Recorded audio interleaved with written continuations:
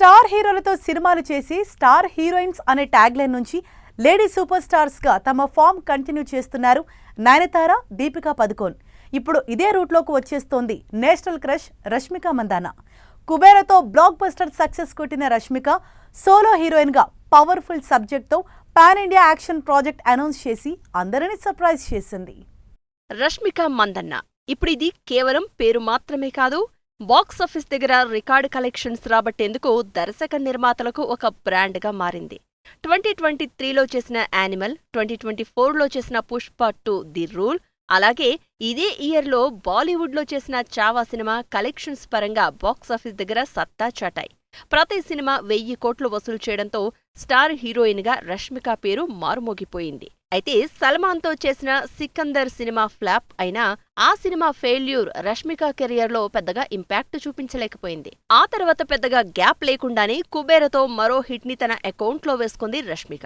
ఇలా ఇప్పటివరకు స్టార్ హీరోలతో సినిమాలు చేస్తూ బాక్సాఫీస్ దగ్గర కోట్ల కలెక్షన్స్ రాబడుతున్న రష్మిక ఈసారి యాక్షన్తో అదరగొట్టాలని చూస్తోంది.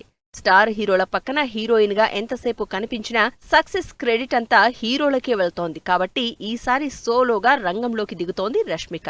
ఇందుకోసం సీతారామం సినిమాకి డైరెక్టర్ హను రాఘవపూడి దగ్గర అసిస్టెంట్ డైరెక్టర్ గా పనిచేసిన రవీంద్ర పూలేతో మైసా అనే పవర్ఫుల్ ప్రాజెక్ట్ అనౌన్స్ చేసి జస్ట్ ఫస్ట్ లుక్ పోస్టర్స్ తోనే సినిమా మీద అంచనాలు క్రియేట్ చేస్తోంది.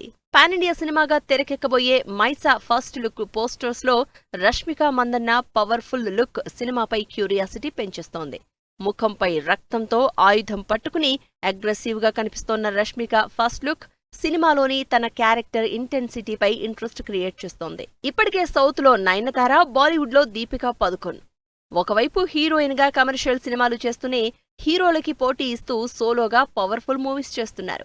ఇప్పుడు ఈ లిస్ట్లోకి రష్మిక రావడంతో మరో lady super star on the way అని సోషల్ మీడియాలో డిస్కషన్స్ ఊపందుకున్నాయి.